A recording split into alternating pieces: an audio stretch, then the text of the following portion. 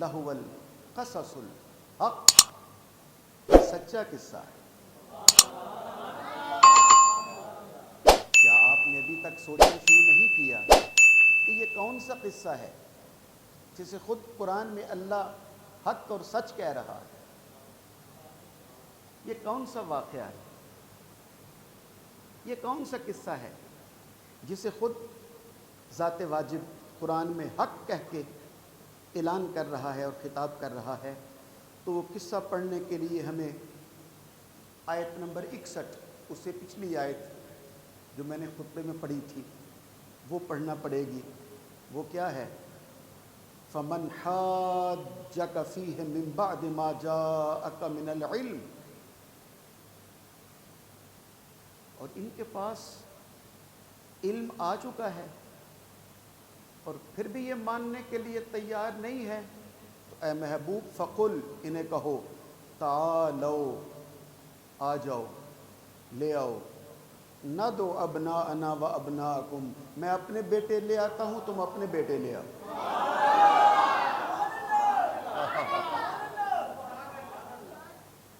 پہنچ گیا قصے تک؟ واقفیت ہو رہی ہے قصے تک؟ سر نے ہلاؤ، زبان سے کہو تم اپنے بیٹے لے آؤ، میں اپنے بیٹے لے آتا ہوں۔ وَنِسَاءَنَا وَنِسَاءَكُمْ، تم اپنی عورتیں لے آؤ، میں اپنی عورتیں لے آتا ہوں۔ وَأَنفُسَنَا وَأَنفُسَكُمْ، تم اپنی جانیں لے آؤ، میں اپنی جان لے آتا ہوں۔ اور پھر کیا کریں گے؟ ثم، پھر آخر میں جب سب کو لے آئیں گے، نبتہل، پھر مباہلہ کریں گے۔ نبتہل، پھر مباہلہ کریں گے۔ نبتہل، مباہلہ کریں گے، اور مباہلہ کیا ہوگا؟ فَنَجْعَلْ لَعْنَتَ اللَّهِ عَلَى الْكَاذِبِينَ، پھر اللہ کی بارگاہ میں دعا کریں گے، جو جھوٹا ہوگا اس پہ اللہ لعنت ڈال کے بھیجے گا۔ اللہ، اللہ اکبر۔ سب کی آواز مل کر آتی تو زیادہ لطف آتا۔ فَنَجْعَلْ لَعْنَتَ اللَّهِ عَلَى الْكَاذِبِينَ، جو جھوٹا ہوگا اس پر کہو نا، اس جھوٹوں پر اللہ کی لعنت۔ سارے کیوں نہیں بول رہے؟ اس جھوٹوں پر اللہ کی لعنت ہو۔ آگے کہا فَنَجْعَلْ لَعْنَتَ اللَّهِ عَلَى الْكَاذِبِينَ إِنَّ هَٰذَا لَهُوَ الْقَصَصُ الْحَقُّ، یہ حق قصہ ہے۔ وَمَا مِنْ إِلَٰهٍ إِلَّا اللَّهُ، اور کوئی معبود نہیں سوائے اللہ کے۔ وَإِنَّ اللَّهَ لَهُوَ الْعَزِيزُ الْحَكِيمُ، بے شک وہی اللہ غالب ہے اور حکمت والا ہے۔ فَإِن تَوَلَّوْا، اور پھر بھی اگر کوئی منہ پھیرے، فَإِنَّ اللَّهَ عَلِيمٌ بِالْمُفْسِدِينَ، تو بے شک اللہ تعالیٰ خوب جانتا ہے فساد کرنے والے کون ہیں۔ اللہ اکبر۔ اگر آپ کی توجہ ہو تو آج کل ویسے بھی بڑی مشہوری ہے خطوں کی اور لوٹوں کی، ہیں؟ آج کل تو سوشل میڈیا بھرا ہوا ہے خطوں کے ساتھ۔ ہر جگہ پہ جب بھی کوئی اخبار پڑھتے ہیں، فیس بک دیکھتے ہیں، یوٹیوب دیکھتے ہیں، تو دو ہی چیزوں کا ذکر ہو رہا ہوتا ہے، یا خطوں کا، فلاں نے خط لکھ دیا اور فلاں کا خط آ گیا، اور دوسرا لوٹوں کا ذکر ہو رہا ہے، وہ اس کو لوٹا کہتا ہے، وہ اس کو لوٹا کہتا ہے۔ اگر آپ کو میں جگانے کے لیے میں بھی ایک خط کا ذکر کر لوں آپ کے سامنے، اور خط جس کا میں عرض کرنے لگا تھا وہ لکھا تھا حضرت شیخ بو علی قلندر نے۔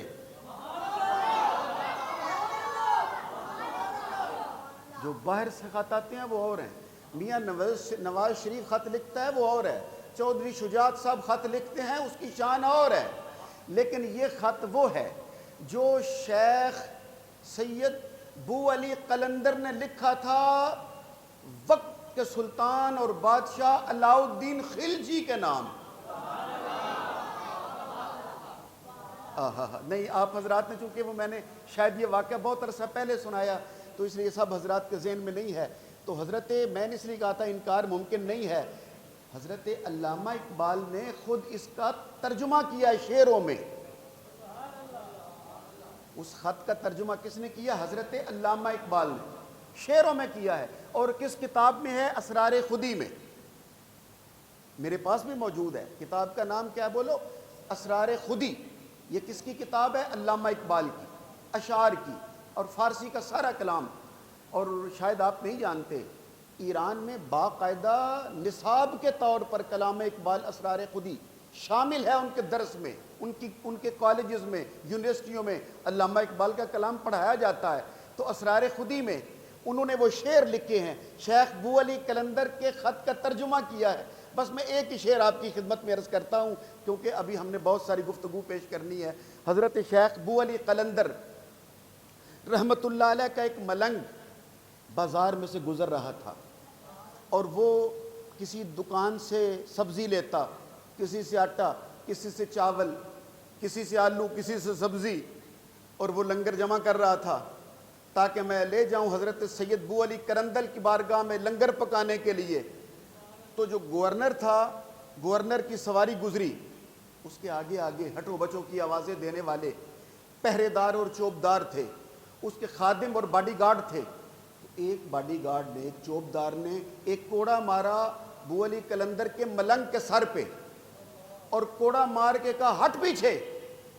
جب اس ملنگ کو کوڑا لگا اور کہا ہٹ پیچھے، تو بجائے اس کے کہ وہ اسے لڑتا جھگڑتا، وہ سیدھا سامان پھینکا اس نے اور سیدھا اپنے شیخ حضرت شیخ بو علی قلندر کی بارگاہ میں جا پہنچا اور سامان رکھ کے کہنے لگا، ہم ملنگ بو علی قلندر کے ہوں اور کوڑے ہمیں علاؤالدین خلجی کے چوبدار مارتے ہیں. بو علی قلندر کے ملنگ بھی کہلائیں اور بادشاہ سلطان علاؤالدین خلجی کے گورنر کے چوبدار کے کوڑے بھی کھائیں، مجھ سے نہیں ہوتا. تو حضرت علامہ اقبال نے اس شعر کا ترجمہ کیا ہے. وہ کیا تھا؟ حضرت شیخ بو علی قلندر نے کاغذ لیا اور قلم لیا اور اس پہ خط لکھا. اور وہ خط میں کیا لکھا؟ آپ نے لکھا کہ بازگیر ای عاملے بد گوہرے، اے علاؤالدین جب تجھے میرا یہ خط ملے تو تجھے بو علی قلندر یہ حکم دیتا ہے، بازگیر ای عاملے بد گوہرے، اپنے بد فطرت گورنر کو بدل لو ورنہ بخش ملک کے تو بادیگرے، ورنہ کل تیرا ملک تیرے ہاتھ سے لے کر کسی اور کے حوالے کر دیا جائے گا.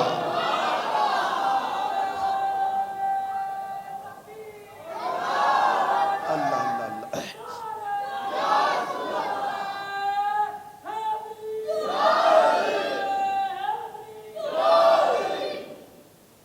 جیتے رہو ورنہ بخشم ملک کے تو بادیگرے، اگر باز نہیں آؤ گے تو ملک تیرے ہاتھ سے لے کر میں کسی اور کے حوالے کر دوں گا. اور آپ کو جگانے کے لیے ایک فکرہ کہہ کہ میں بات آگے بڑھانے لگا ہوں. یہ جو اپنی طاقت کے ساتھ کہہ رہا ہے نا ملک تیرے ہاتھ سے لے کر کسی اور کے حوالے کر دوں گا، یہ بو علی قلندر ہے، یہ مولا علی کا غلام ہے.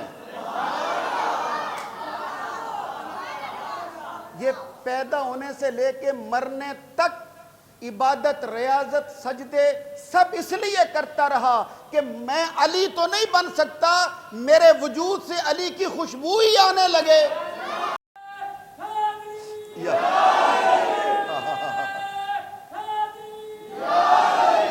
تو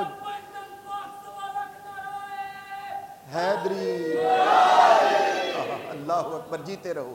تو آپ خود اندازہ کر سکتے ہو کہ جب مولا علی شیر خدا کے غلام کی طاقت اور اختیار کا عالم یہ ہے تو پھر مولا علی کی طاقت کا عالم کیا ہے؟ اور مولا علی کے آقا خود نبی پاک کی طاقت کا عالم کیا ہوگا؟ اور یاد رکھیے گا، جس کے پاس، وہ نبی کے پاس طاقت ہو یا علی کے پاس یا ولی کے پاس، جس کے پاس جتنی بھی طاقت ہوتی ہے وہ اپنی نہیں ہوتی، وہ خدا کی عطا کردہ ہوتی ہے.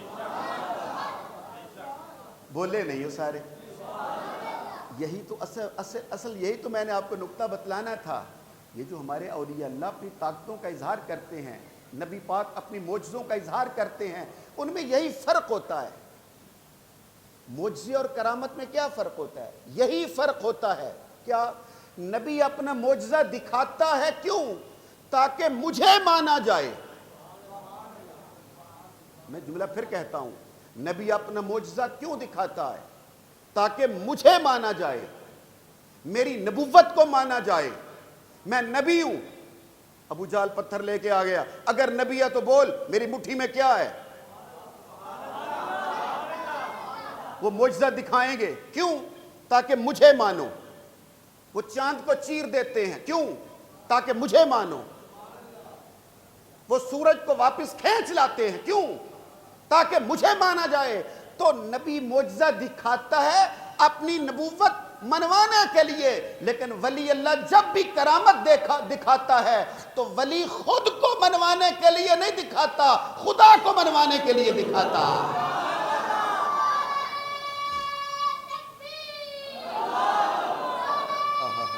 مل کے یا رسول لو، میں ایک آخری جملہ کہہ کے میں بات کا رخ پھر واپس پلٹتا ہوں۔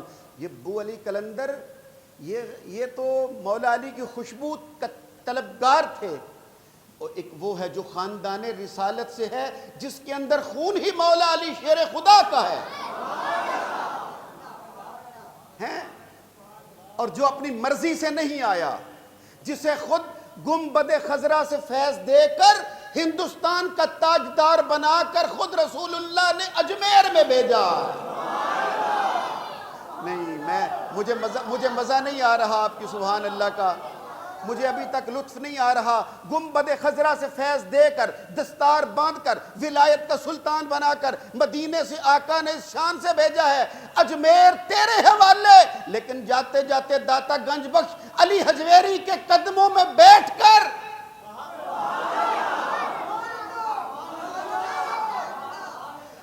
داتا گنج بخش علی حجویری سے فیض لے لینا اور یہ کہتے ہوئے جانا کیا؟ گنج بخش فیض عالم مظہر نور خدا۔ لو، خط کا ذکر تو آپ نے سن لیا، اب لوٹے کا ذکر بھی سن لو۔ وہ جو سیاستدان ہیں وہ اپنے خطوں کا ذکر کرتے ہیں، جو سیاستدان ہیں وہ اپنے لوٹوں کا ذکر کرتے ہیں۔ ہم مدینے والے آقا کے غلام ہیں، ہم خطوں کا بھی انہی کا ذکر کرتے ہیں اور لوٹوں کا ذکر بھی کرتے ہیں، مگر انہی کا جن کی نسبت مدینے والے آقا کے ساتھ ہے۔ آپ سوچ رہے ہو میں کس لوٹے کا ذکر کرنا چاہتا ہوں؟ میری جانب دیکھو اور اپنا ایمان تازہ کرو۔ ابھی میرے دوست چپ بیٹھے ہیں اور تقریر تو بھی شروع ہونے والی ہے، لیکن میں آپ کی زبان کے تالے ابھی کھلوا رہا ہوں تاکہ منزل تک میں آپ کو پہنچا لوں۔ آؤ، میں اس لوٹے کا ذکر کرنا چاہتا ہوں جو خواجہ معین الدین چشتی اجمیری نے اپنے غلام کو دیا تھا اور کہا تھا یہ لوٹا انا ساگر کے تالاب سے بھر کے لے آؤ۔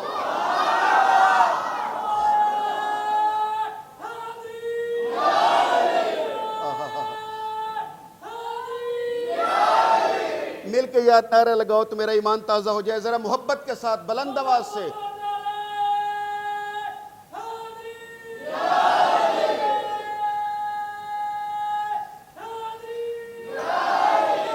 جب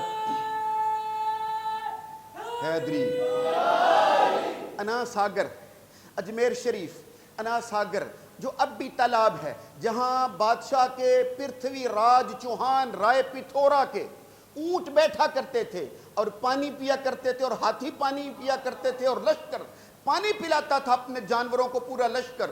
انا ساگر کے کنارے حضرت بابا فرید الدین نے ڈیرہ لگایا، سپاہیوں نے آکے اٹھا دیا، اٹھو بابا یہاں سے اٹھو، جگہ خالی کرو، یہ بادشاہ کے گھوڑوں اور اونٹوں کے بیٹھنے کی جگہ ہے، یہاں بادشاہ کی ہاتھی اور گھوڑے بیٹھتے ہیں، تم یہاں کہاں کے ڈیرہ لگا لیا، اٹھو ہمارا پانی بھرشٹ نہ کرو۔ یعنی ان کا خیال تھا کہ اگر مسلمان پانی کو ہاتھ لگا دیں گے تو یہ نجس ہو جائے گا، اٹھو ہمارے پانی کو خراب نہ کرو۔ اٹھا دیا، جب ان کا اٹھا دیا تو حضرت سرکار خواجہ معین الدین چشتی اجمیری اپنا مسلح زمین سے اٹھایا، جھاڑتے ہوئے کندھے پہ رکھا اور مسکرا کے فرمایا کوئی بات نہیں، ہم یہاں سے اٹھ جاتے ہیں، لیکن اتنا یاد رکھنا میں اپنی مرضی سے نہیں آیا، کسی کا بھیجا ہوا آیا ہوں۔ تو یہاں نہیں تو میں پہاڑی پہ جا بیٹھتا ہوں، پہاڑی پہ جا بیٹھے اور اپنے خادم سے کہا, اپنے غلام سے کہا, شادی اور لکھنی دو تھے, جا شادی اٹھا یہ میرا لوٹا. اس نے لوٹا اٹھایا. وہ جن لوٹوں کا ذکر کرتے ہیں وہ اور ہیں, ہم جن لوٹوں کا ذکر کرتے ہیں وہ اور ہیں. وہ لوٹوں کا ذکر کرتے ہیں جو بعزت ہو جاتے ہیں, ہم ان لوٹوں کا ذکر کرتے ہیں جو عزت پا لیتے ہیں. خادم نے لوٹا اٹھایا, حضور کیا حکم ہے؟ خواجہ معین الدین چشتی اجمیری نے جلال بھری آواز میں کہا, انا ساگر کا تالاب جس میں پورے لشکر کے گھوڑوں اور ہاتھیوں کے پینے کا پانی سال بھر کا تھا, کہا جا ایک لوٹا بھر کے لے آ. خادم نے لوٹا تالاب میں ڈالا اور لوٹا بھر کے اٹھایا, پورا تالاب لوٹے میں بھر کے اٹھا لیا. اللہ اللہ اللہ اللہ اکبر. لوٹا اٹھایا اور واپس حضرت خواجہ معین الدین چشتی اجمیری کی بارگاہ میں, انا ساگر خوش. اب ان کے پاؤں تلے سے زمین نکل گئی. رائے پتھورا, پرتھوی راج جسے کہتے ہیں, رائے پتھورا اس کا نام تھا, رائے پتھورا. اور ایک فقیر نے پھر کہا تھا, اگر تو سیدھا نہ ہوا تو ہم تجھے پکڑیں گے. رائے پتھورا را زندہ گرفتیم, میں تجھے زندہ پکڑ کے و علاؤ الدین خلجی را سپردیم پکڑوں گا اور علاؤ الدین خلجی کے حوالے کر دیا جائے گا. اللہ اکبر. اس نے کہا, جب لوگوں نے بتلایا کہ خادموں نے کو سارا پانی خشک ہو گیا, پورے سال بھر کا پانی, پینے کا پانی, سپاہیوں کا پانی, پورے لشکر کا پانی, گھوڑوں ہاتھیوں اونٹوں کو پلانے کا پانی, سارا لوٹا بھر کے بابا لے گیا. انہوں نے کہا جاؤ اور جا کے معافی مانگو.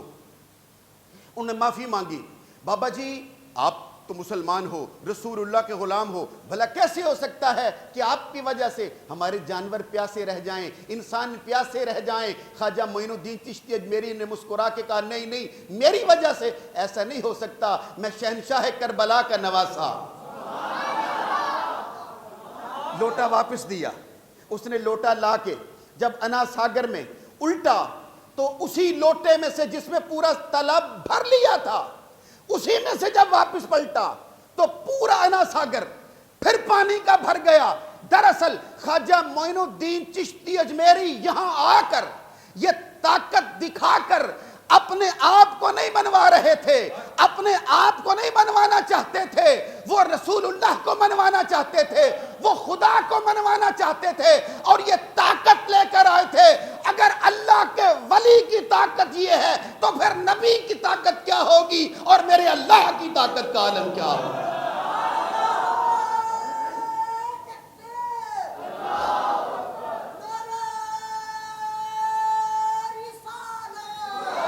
یا رسول اللہ, سارے بولو نا, یا اسی محبت سے. یہ اصل میں خواجہ معین الدین چشتی اجمیری یہ بیٹا ہے, یہ پوتا ہے, یہ نواسا ہے امام حسین شہید کربلا کا. ہندوستان میں آئے اور قیامت تک کے ہندوؤں کے منہ پہ تالا لگا دیا. کیا اگر کوئی ہندو کہتا کہ جس حسین کا تو بیٹا ہے وہ تو کربلا میں پیاسا شہید ہو گیا, تو جو سوال قیامت تک پیدا ہو سکتا تھا خواجہ نے آتے ہی اس کا جواب دے دیا. میرا حسین کربلا میں مجبور نہیں تھا, اللہ کی رضا کا امتحان دے رہا تھا.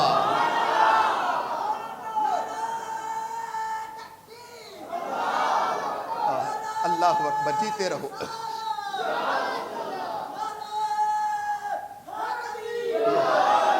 سب نے سب نے نعرے کا نہیں نہیں نہیں نہیں نہیں, اس طرح نہیں, اس طرح نہیں, اس طرح نہیں, ایمانداری سے. اگر آپ صحیح نعرے کا جواب دیتے تو میں اس سے آگے ایک جملہ کہنا چاہتا تھا, لیکن میں مطمئن نہیں ہوا آپ کے نعرے کے جواب سے, میں مطمئن نہیں ہوا آپ کے نعرے کے جواب سے. ذرا لگاؤ تو میں دیکھوں, اگر مطمئن ہوا تو پھر میں اگلا جملہ عرض کر سکوں گا.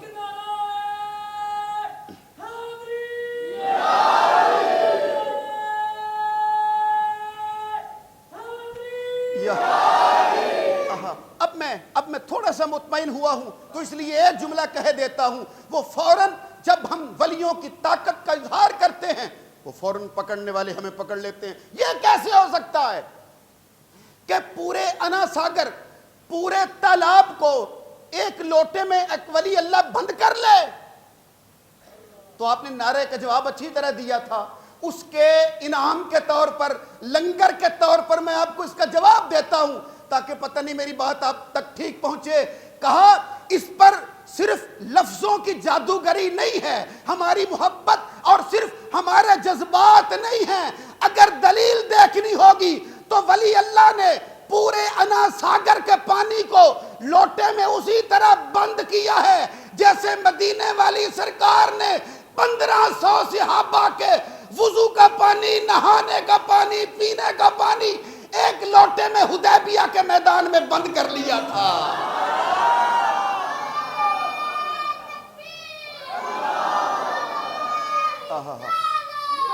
یا رسول اللہ, اب آپ جاگے ہو.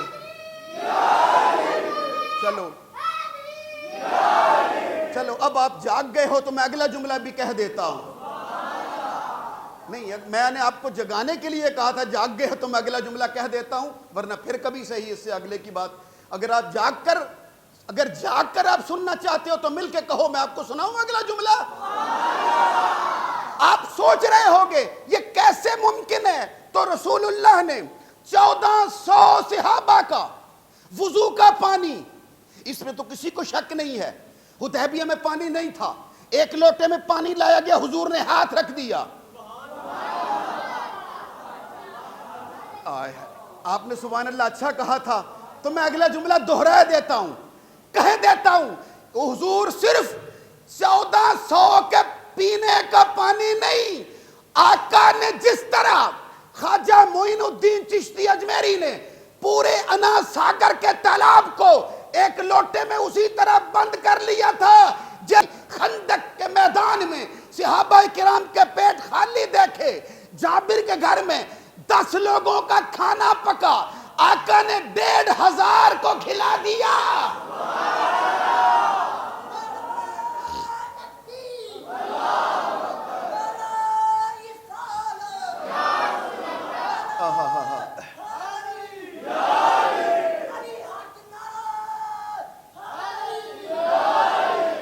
بات بہت دور چلی جائے گی, بڑے بڑے پکے لوگ ہیں. ایک دو ایسے میں چہروں کو دیکھ رہا ہوں, بھئی بڑا لڑکے نے پوری طاقت سے نعرہ لگایا ہے, لیکن جنہوں نے جواب نہیں دینا تھا نا وہ انہوں نے نہیں دیا. حالانکہ میرے سامنے بیٹھے ہوئے ہیں, اشارہ تو میں نہیں کر سکتا, لیکن بڑے بڑے پکے بندے ہوتے ہیں. ایک بار مل کے کہیے گا ذرا, نعرہ حیدری. نہیں, اس طرح نہیں, ایمانداری کے ساتھ بولو, نعرہ حیدری. اب آپ سوچ رہے ہوگے کہ یہ میں نے نعرہ حیدری کیوں بلند کیا. اس لیے یہ نعرہ آخری میں نے اس لیے لگوایا ہے کہ ایک خط وہ تھا جو ابو علی کلندر نے علاء الدین خلجی کا نام لکھا تھا. کیا؟ بازگیر ای عامل بد گوہرے ورنہ بخش ملک توبہ دیگرے. اور میں نے یہاں لانا تھا نعرہ حیدری کا لگا کے سورہ آل عمران کی آیت نمبر 60, 61, 62 پہ لانا تھا, یہ بتانے کے لیے ایک خط میرے آقا نے بھی لکھا تھا.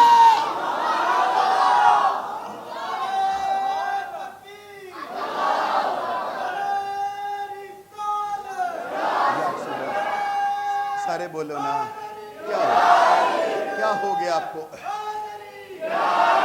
جیتے رہو. ایک خط میری سرکار نے بھی لکھا تھا. آپ سوچ رہے ہو میری سرکار, جی ہاں, میرے آقا نے بھی ایک خط لکھا تھا. کب؟ جب حضور حج کر کے واپس آئے نا, تو جاتے وقت مختلف بادشاہوں کو, مختلف رؤساء کو, سلطنتوں کے بادشاہوں اور وزیروں کو خط لکھے.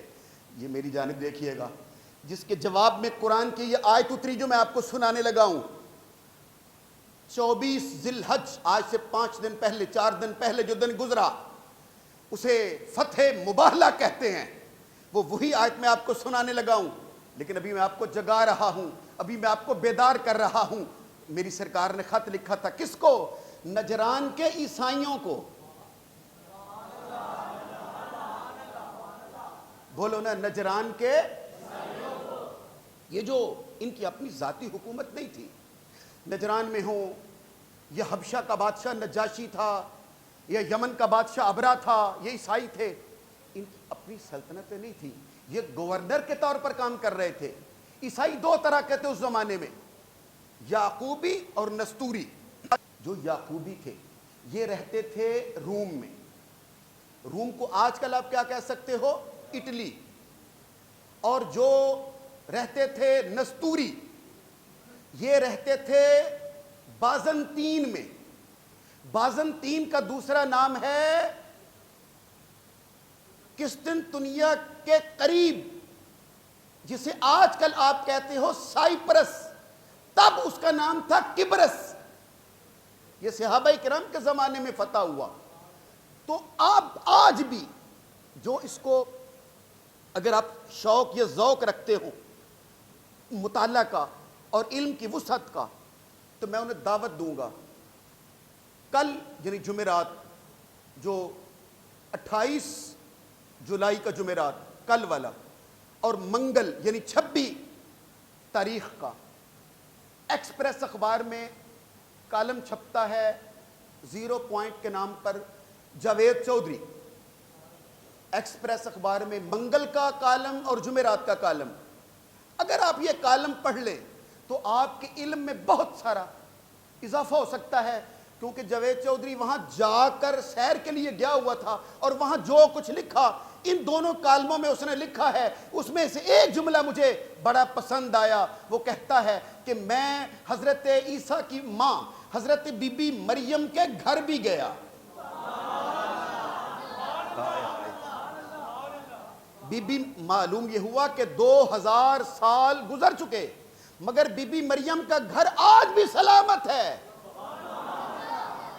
اور لوگ اس کا طواف کرتے ہیں, لوگ اس کی زیارت کرتے ہیں, آج بھی جاتے ہیں لوگ اس کا زیارت کرنے.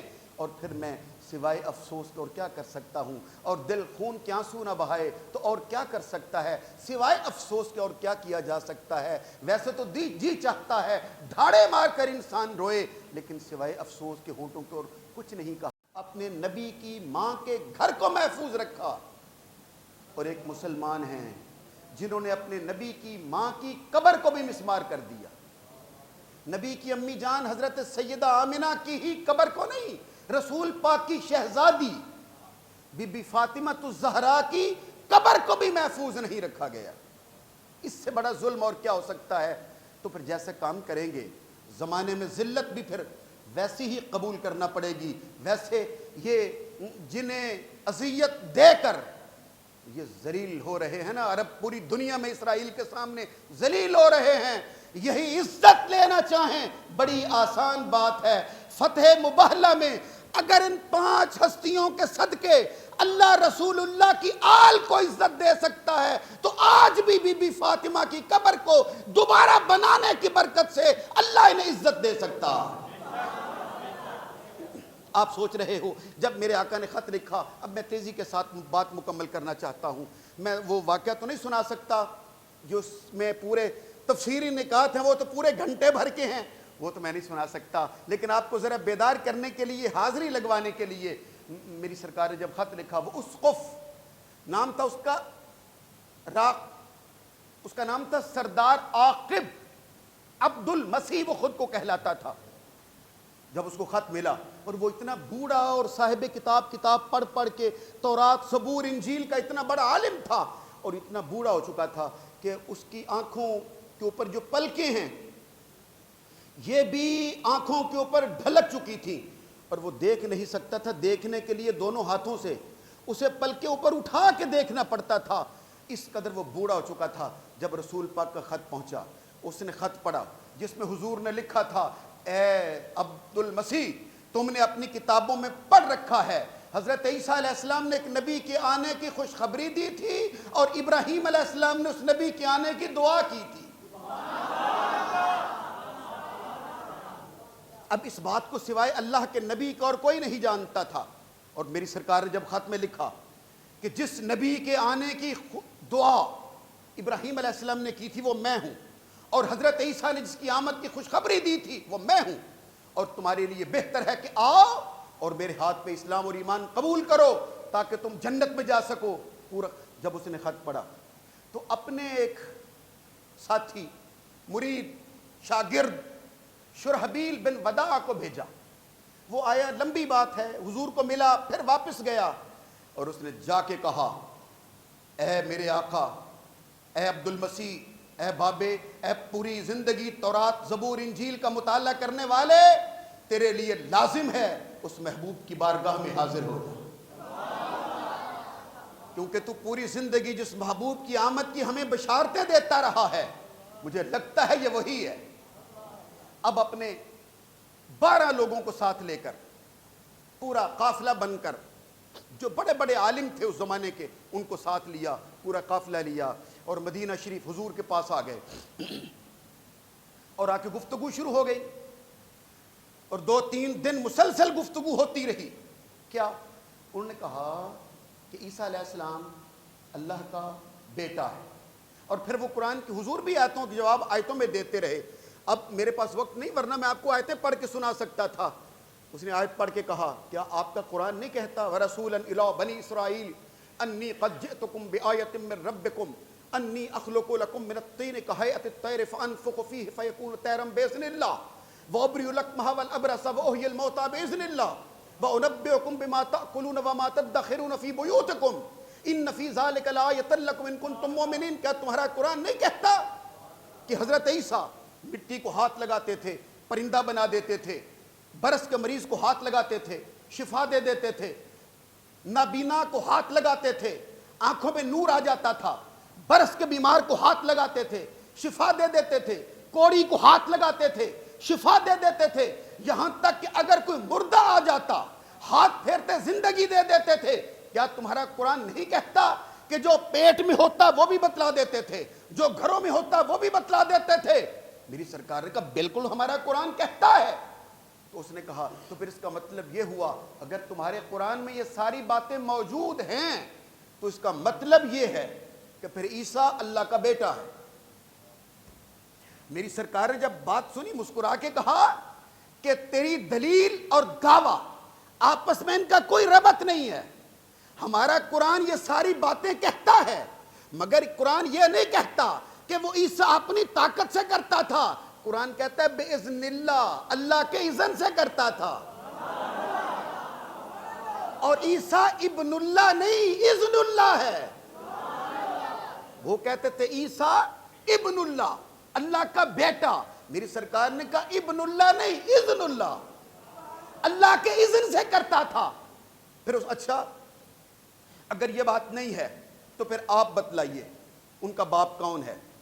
کیونکہ انہوں نے قرآن پاک میں اس نے پڑھ رکھا تھا کہ جبریل آئے، بی بی مریم کو پھونک ماری، عیسیٰ علیہ السلام پیدا ہوئے، اس نے یہ سارا واقعہ پڑھ رکھا تھا۔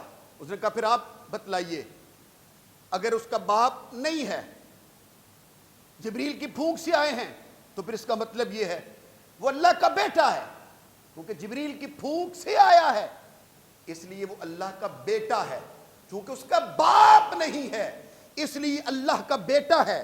رسول پاک دلائل دیتے رہے، 1 دن 2 دن 3 دن۔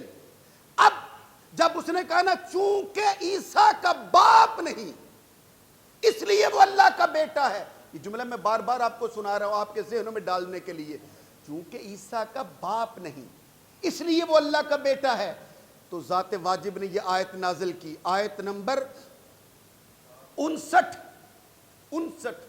کیا اے حبیب اب آ کر یہ تجھے دلیل دیں گے نا اگلی نشست میں کہ چونکہ اس کا باپ نہیں ہے اس لیے اللہ کا بیٹا ہے، تو اے حبیب ذالک نتلوہ علیک من الآیات والذکر الحکیم، تو آپ یہ آیت پڑھ کے سنائیے گا۔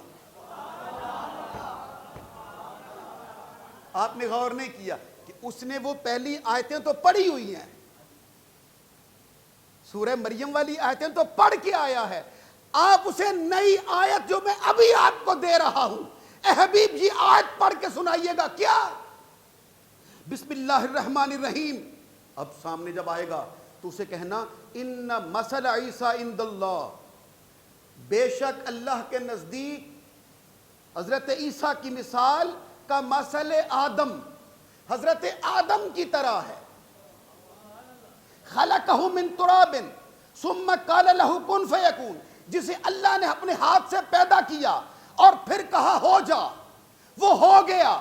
حضور نے اب آیت پڑھ کے کہا تم کہہ رہے ہو عیسیٰ کا باپ نہیں ہے اس لیے وہ اللہ کا بیٹا ہے. اے حبیب ان سے کہو آدم کا بھی تو باپ نہیں تھا, اس کی تو ماں بھی نہیں تھی.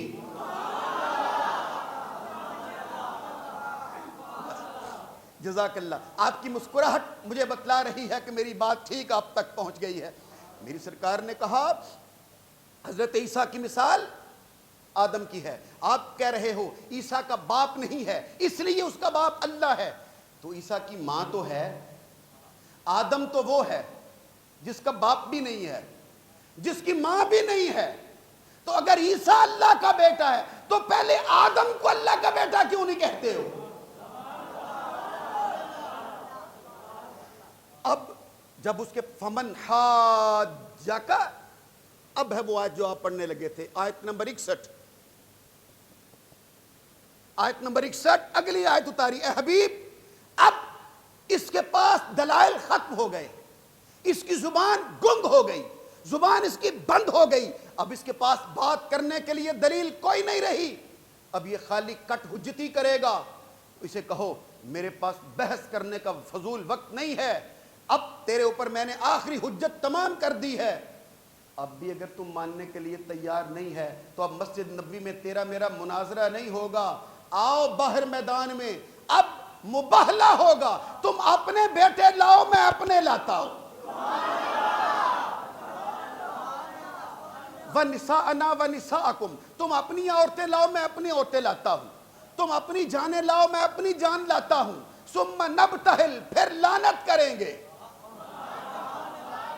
نہیں اس طرح نہیں یار, اتنی محبت کے ساتھ میں آپ کو لایا ہوں. فَنَجَعَلْ لَعْنَةَ اللَّهِ عَلَى الْكَاذِبِينَ, جو جھوٹا ہوگا اس پر اللہ کی لعنت آ جائے گی. اب میں ساری باتیں درمیان میں سے چھوڑ دیتا ہوں, ختم کرنے کے لیے گفتگو آخری منزل پہ لیے چلتا ہوں. اگلا دن چڑھا, ایک طرف عیسائی بیٹھے ہوئے تھے اور صحابہ کرام کا مجمع لگا ہوا تھا اور سب دیکھ رہے تھے اور وہ انتظار کر رہے تھے حضور کدھر سے آئیں گے. اور پھر مسلمانوں نے دیکھا, صحابہ کرام نے دیکھا, اہل ایمان نے دیکھا, اہل نجران نے دیکھا, عیسائیوں نے دیکھا, وہ جو جس کی پلکیں گری ہوئی تھیں وہ بھی بیٹھا ہوا تھا. صحابہ کرام نے دیکھا یکدم 5 ہستیوں کا, 5 ملکوتی حسن رکھنے والوں کا قافلہ آ رہا تھا. سب سے آگے رسول پاک آ رہے تھے. ان کی گود میں, حضور نے گود میں حضرت امام حسین کو اٹھایا ہوا ہے, یہاں ایسے اٹھایا ہوا ہے. حسین پاک بیک وقت آگے بھی دیکھتے ہیں, پیچھے بھی دیکھ رہے تھے. اس ہاتھ میں امام حسن کو پکڑا ہوا ہے. حضور کے پیچھے بی بی فاطمہ الزہرا ہے, ان کے پیچھے مولا علی ہیں. یہ ملکوتی حسن رکھنے والا قافلہ جب آ کے سامنے بیٹھے,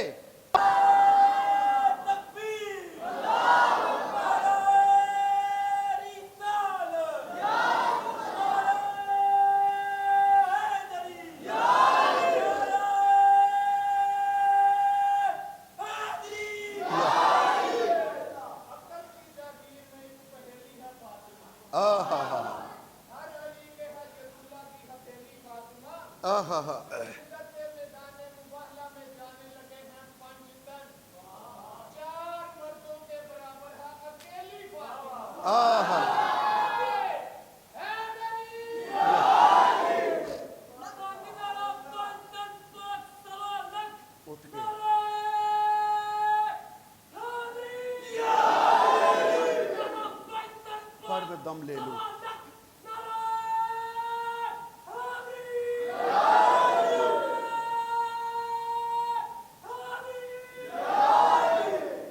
پر میں دم لے لوں.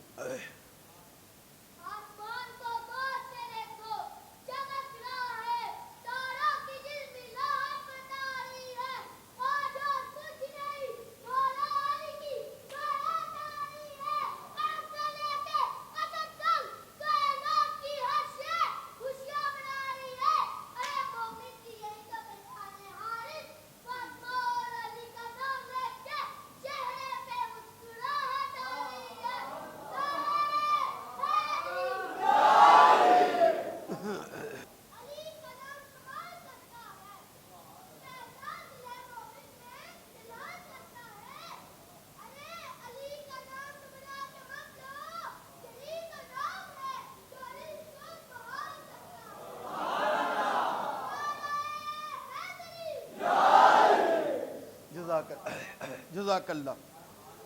اب میں پڑھ لوں.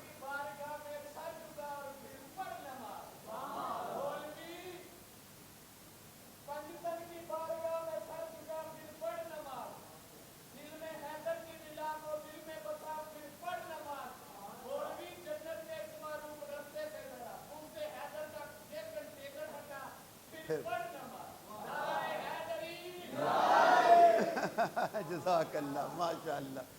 پڑھ لو. کہا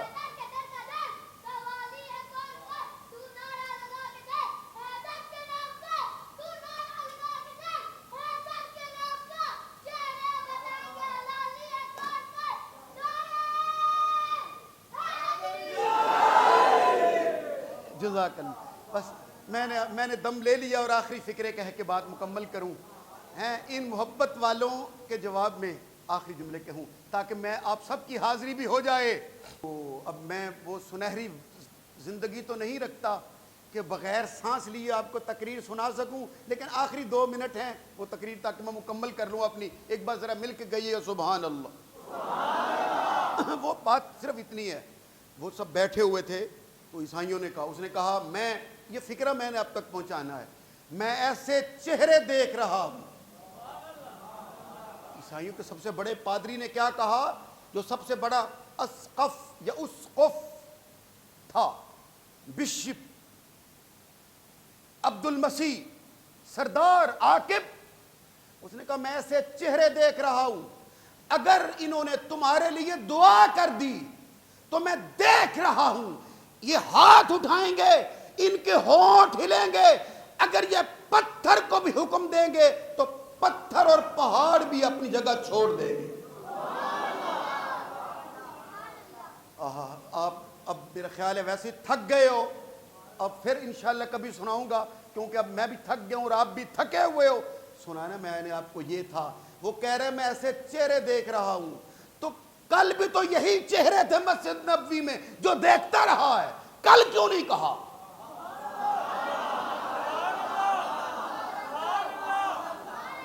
یہ نیا چہرہ ان میں کون؟ کیا کل مسجد نبوی میں حضور کو نہیں دیکھا تھا؟ کل جب مناظرہ کر رہا تھا, کل جب ڈیبیٹ کر رہا تھا, کل جب گفتگو کر رہا تھا, کل جب دلائل دے رہا تھا, تو کیا مولا علی کو نہیں دیکھا؟ کیا امام حسن حسین کو وہیں کھیلتے ہوئے نہیں دیکھا؟ تو آج بھی تو وہی چہرے ہیں, بس نیا وجود ایک بی بی فاطمہ الزہرا کا ہے, لیکن وہ تو پردے میں ہے.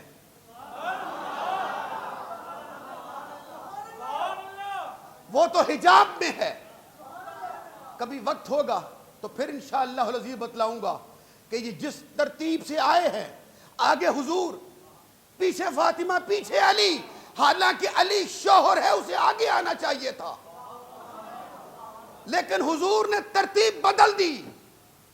الرجال قوامون علی النساء, مرد آگے ہوتا ہے عورت پیچھے, لیکن حضور نے ترتیب بدل دی کہ آگے میں, پیچھے زہرا, اس کے پیچھے علی. کیوں؟ تاکہ مدینے کی ریت ریگستان ہے, صحرا ہے, پاؤں رکھیں تو نشان پڑتا ہے. حضور چاہتے تھے میری شہزادی فاطمہ الزہرا کے قدموں کے نشان کو بھی اس طرح پردہ رہے کہ ریت بھی ان کے قدم کے نشان کو نہ دیکھ سکے. زہرا, جہاں جہاں میرا قدم آئے گا وہاں وہاں تو قدم رکھتی جانا, اور جہاں جہاں زہرا کا قدم آئے گا علی, وہاں وہاں تو قدم رکھتے جانا.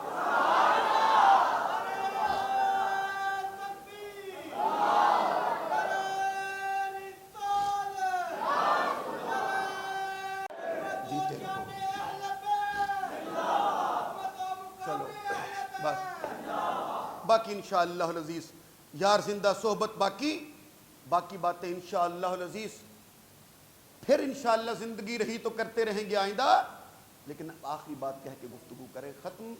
انہوں نے کہا ہم معافی چاہتے ہیں, ہم مباہلہ نہیں کر سکتے, ہمارے لیے لعنت کی دعا نہ کیجئے, ہم جزیہ دینے کے لیے تیار ہیں. میری سرکار نے کہا انہوں نے کہا جی آپ جو جزیہ مقرر کریں گے ہم دینے کو تیار ہیں۔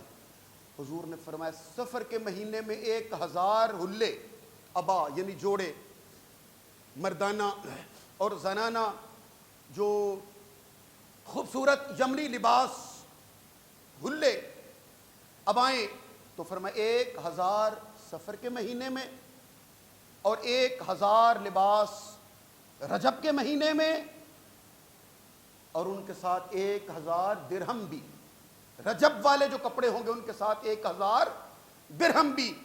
تو انہوں نے کہا کوئی بندہ ہمارے ساتھ بھیج دیں، ہم فوری طور پر دینے کے لیے تیار ہیں، کس کو بھیجیں گے؟ تو میری سرکار نے حضرت ابو عبیدہ بن جراح کا نام لے کے کہا یہ امین الامت ہے، یہ میری امت کا امین ہے، امین الامت۔ حضور کے کس صحابی کا لقب ہے؟ ابو عبیدہ کا۔ اللہ اکبر، کس صحابی کا لقب ہے؟ بولو، ابو عبیدہ کا لقب امین الامت۔ فرمایا میری امت کا امین ابو عبیدہ جائیں گے اور یہ سامان تم سے لایا کریں گے۔ اور یوں انہوں نے اپنی شکست کو تسلیم کیا اور حضور پاک فتح کی شادیانے بجاتے ہوئے مدینے میں واپس آئے۔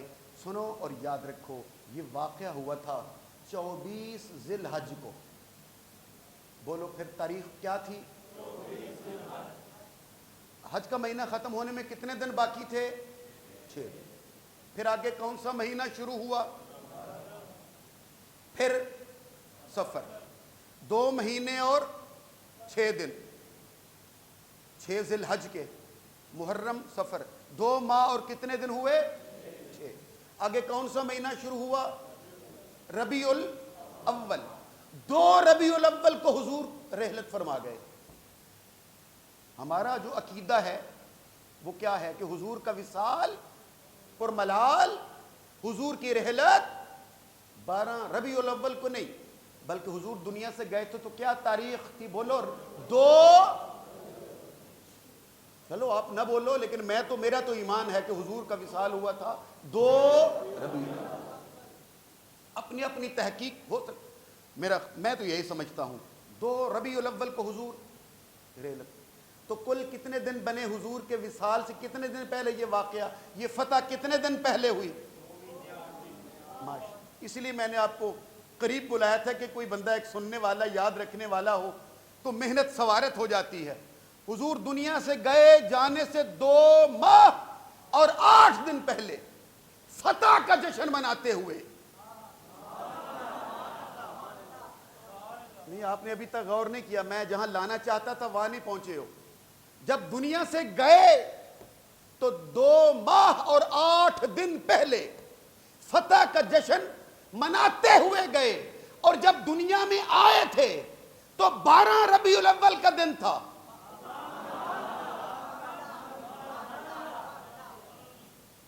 کیا دن تھا بولو؟ اور 12 ربیع الاول سے 1 ماہ پیچھے چلو تو کیا بنا؟ 12 سفر، اس سے پیچھے 1 مہینہ چلو 12 محرم، تو 12 نہیں 10 محرم کو ابابیل والا واقعہ پیش آیا تھا۔ 2 مہینے اور بولے نہیں ہو، 2 مہینے اور 2 دن، 2 مہینے اور 2 دن جب دنیا میں حضور آئے تو حضور کی آنے کی برکت سے اللہ نے عیسائیوں کے بادشاہ ابرہ کو ابابیلوں کے ذریعے شکست دے کر مدینے میں خوشیاں اور شادمانیوں کے ڈنکے بجائے تاکہ خوشیوں میں آمینہ کا لال آئے۔ اور جب حضور دنیا سے اللہ کی بارگاہ میں گئے، جب آئے تب بھی فتح کا جشن مناتے ہوئے آئے، اور جب اللہ کی بارگاہ میں گئے تب بھی فتح کا جشن مناتے ہوئے اللہ کی بارگاہ میں گئے۔ ذات واجب ہماری حاضری قبول فرمائے۔ انشاءاللہ العزیز نیا سال آج رات سے یا کل سے، شاید آج سے ہی شروع ہوگا۔ ذات واجب آنے والے سال کو، محرم شریف کے آنے والے سال کو ہم سب کے لیے بہت ساری آسانیوں، برکتوں اور عزت والا کر دے، اور بیماریوں سے شفا والا کر دے، اور تنگ دستیوں سے آسانی والا کر دے۔ جزاکم اللہ تعالی، سنت ادا فرما لے، وما علینا الا